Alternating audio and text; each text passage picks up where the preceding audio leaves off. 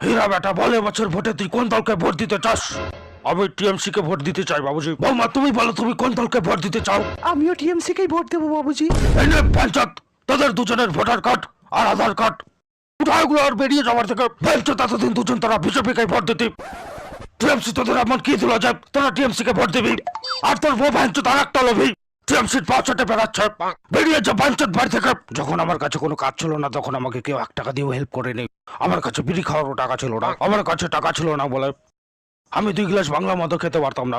তারপরে মমতা দিদি যুবশ্রীর মাসে 1,500 টাকা করে দেওয়ার পরে এখন একটু মদ খেতে পারছে।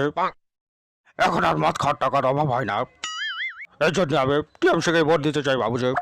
বাবুজি, মমতা দিদি মাসে মাসে লক্ষ্মীর ভান্ডারের 1700 টাকা করে দিচ্ছে।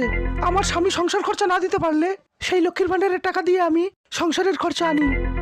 আর এই জন্য আমি টিএমসি কেই ভোট দেবো বাবুজি। তোমাদের দুজনের মুখে সব কথা শোনা